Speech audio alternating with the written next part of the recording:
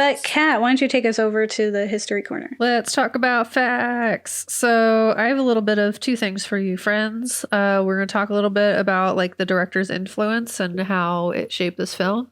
But then also like what led to the characters being portrayed this way? What is history?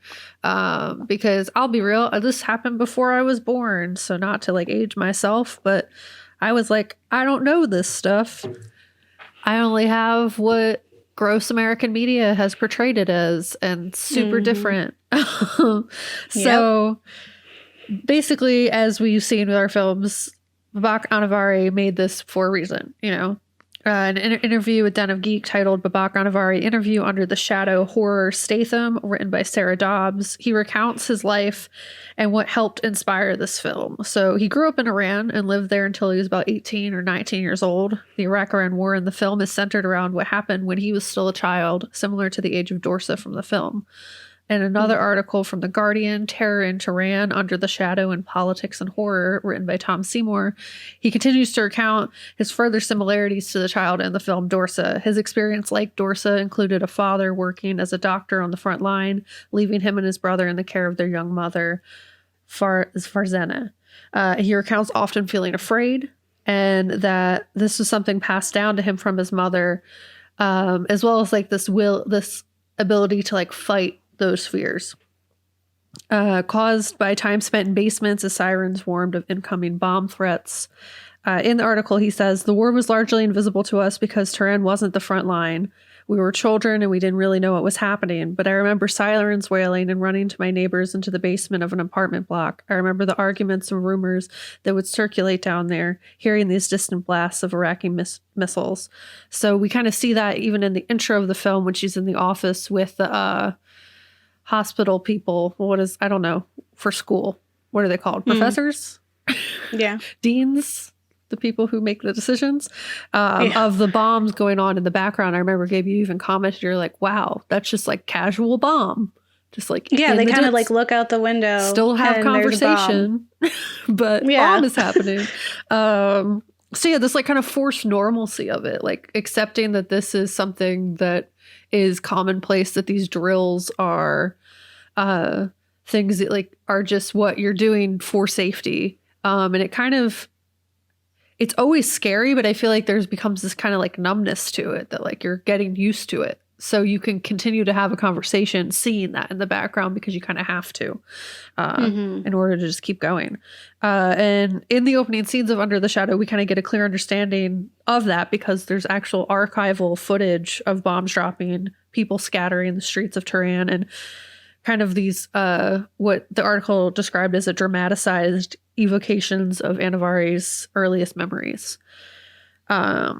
For anyone who's like me and didn't know all the details of the Iraq-Iran War in 1980, the revolution preluding it and all of that, I'll give you some background. It's a little, the revolution part previously, it's a lot. So I'm just gonna, like, there's a lot that happens. Iran apparently is very used to like changing in transitional leadership, political views, like a lot of drastic things happened over and over again in different directions. So that kind of is like, I feel like that really makes sense in terms of the end feeling of like, this is temporary. Like this is something that we're going to move past and a different thing will exist.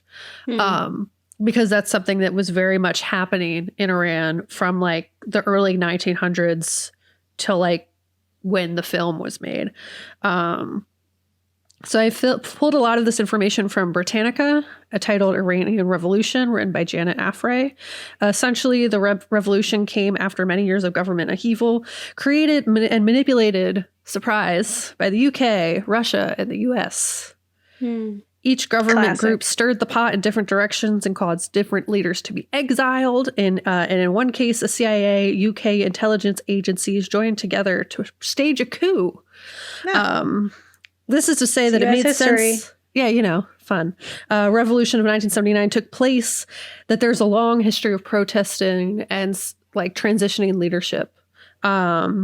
The 1979 revolution, which brought together Iranians across many different social groups, has its roots in Iran's long history. These groups included clergy, landowners, intellectuals, and merchants that had previously come together in the Constitutional Revolution of 1905 to 11.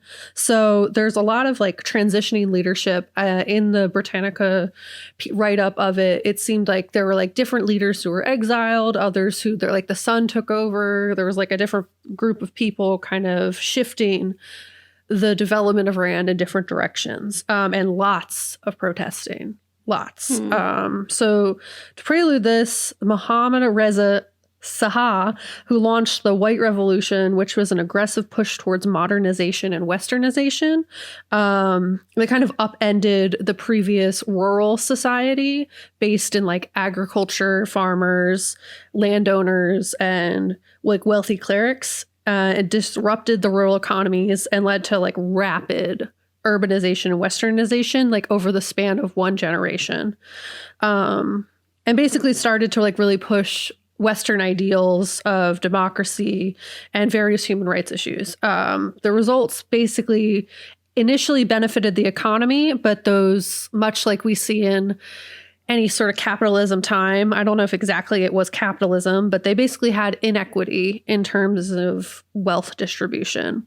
And there was also a big push against previous social norms, shifting towards a more Western view. So this kind of created a lot of conflict with more religiously conservative people. So the opposition grew against his policies in the 1970s as basically the Western influence and oil demands. So the US, UK, demands for oil and things like that basically made for a boom in oil prices and inflation that made the buying power of Iran kind of shift and shifted their standard of living.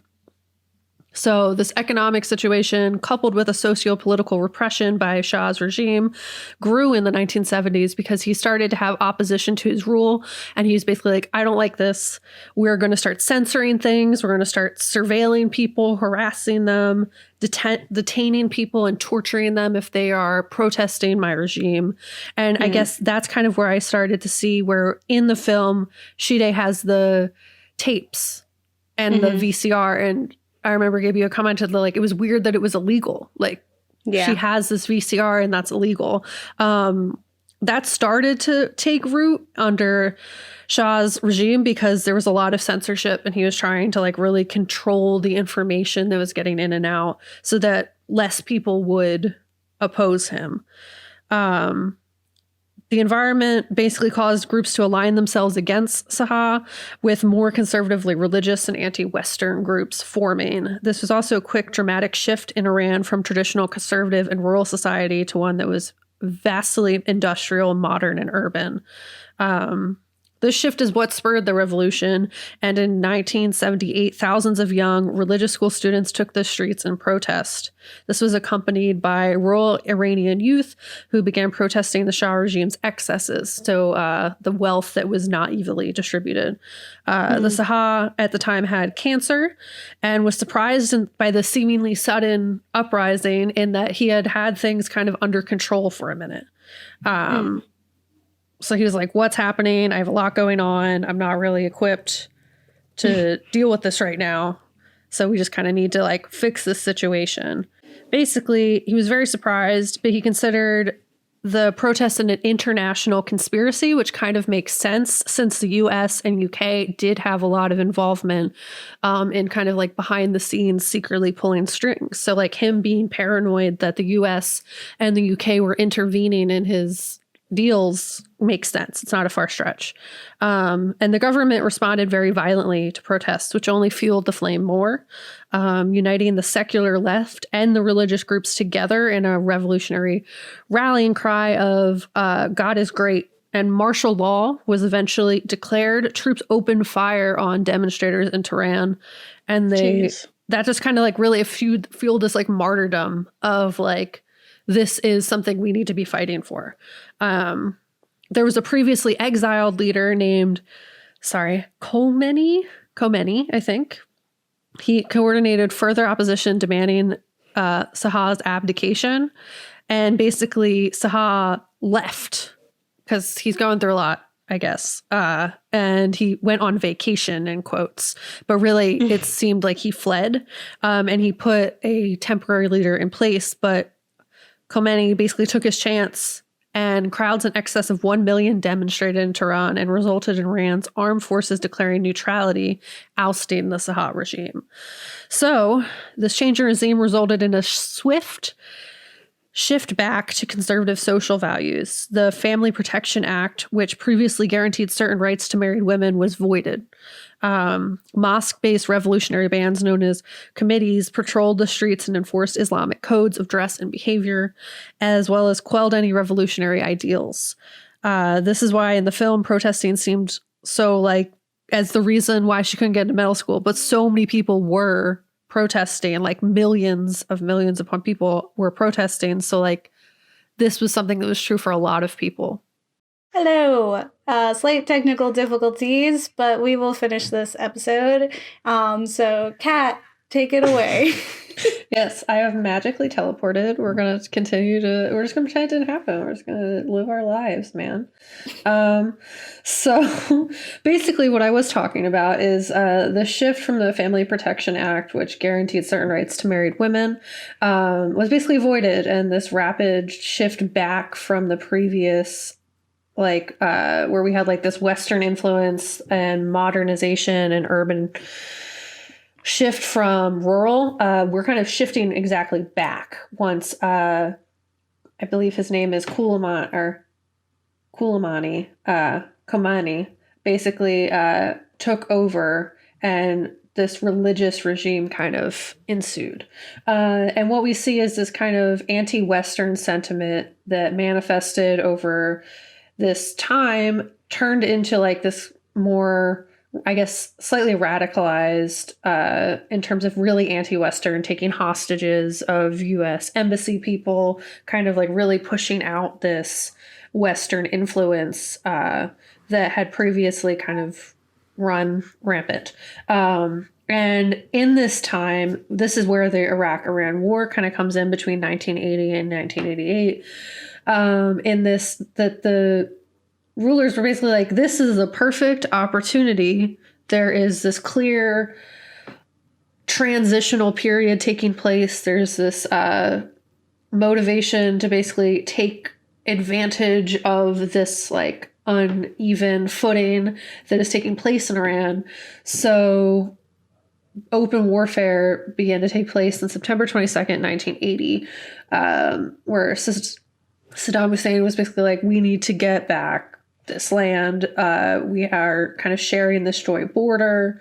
And it kept going until we saw the ceasefire in 1988. So we kind of have this lead into this because of the oil situation that was taking place. And that's what we kind of get to when we're in the film, is this kind of seize of power from Saddam Hussein, or attempted seize of power, that was really made possible by all these years of kind of revolutionary change throughout Iran. And I think like that was shown very well in the film. It's definitely something like I know I personally did not have a lot of knowledge on, but definitely like was very obvious in the film. And that like this is something that has been taking place for just a really long time. There's a long history at play that really made all of this possible. And I think it would be really rude to not recognize the role the United States and the UK and other like Western powers had in kind of creating this opening for Saddam Hussein. And also this shift back to more religious conservatism in terms of like really giving, if you argue like similar to how in Germany we had the Weimar Republic that shifted women more into education, into jobs and stuff like that. And then the shift very quickly backwards to more conservatism in Germany is very similar in terms of the shortness amount of time where the shift into Westernization and like women's rights and like opportunities for like women in terms of marriage laws and stuff like that, that gave them a little bit more wiggle room, and then a swift change back. So it's very interesting, and you definitely get to see it in the film. And Tehran specifically being kind of like, it was not on the front lines, but it was on the front lines of a lot of the protesting that previously took place, and kind of set up the environment that was able to like have this war. Yeah. Yeah, it kind of makes me think of when we covered like the population control episode, and we talked about China and just how their one child policy, but how like there was that time where they tried to modernize too quickly and like completely like get rid of the rural way that they were doing things, and so there became a scarcity problem, and there was just like it was just too quick trying to switch over. So then it was very easy for the next regime to be like, see how bad that was? Like, you don't want that again. Follow our rules. Look what, your immorality does.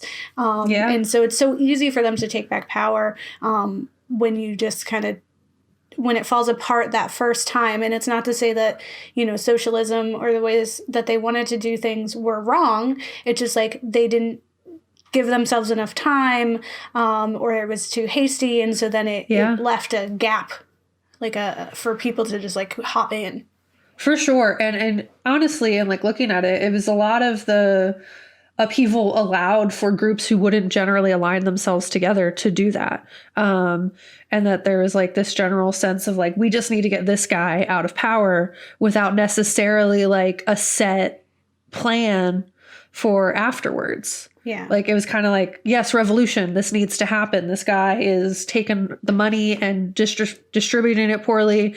A lot of people who had like felt really, specifically like people rurally who like had felt like they had been left behind in this new kind of regime, banded together with people that they wouldn't have necessarily banded together. And then it shifted really largely towards like a religious conservatism, which is something that is honestly seen throughout a lot of societies, across like culturally across cultures. As you said, China, Germany, there's probably other instances that like you have this shift into modernization. And if it's not done like with the will of the people who live there, you know what I mean? If it's something that's kind of like stir the pot, see what we can kind of get going on, or if it's like just done too quickly, you'll get like this like little glimpse of what it would be like if it was one way and then a stark shift backwards.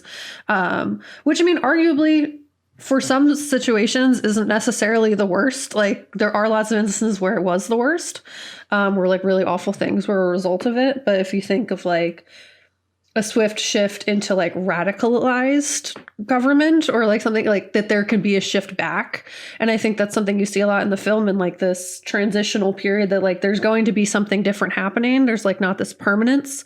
So it kind of eliminates some of the fear associated with it. Like this is just something we have to put up with right now. Mm-hmm. And as long as we keep fighting, we'll be able to get it back to what we want it to be.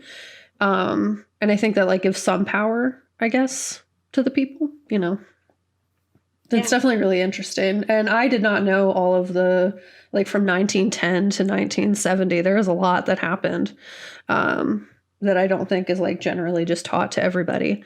And I recommend people do their own research. I got this mostly from Britannica. That's not the only source that exists for this information. So definitely do a few Google searches, see what you can find if you have access to, I guess what they say, like the paywall behind peer-reviewed articles and other things. It is classist. So if you have access to those things, go for it, because there's probably lots more information that I was not able to gain access to.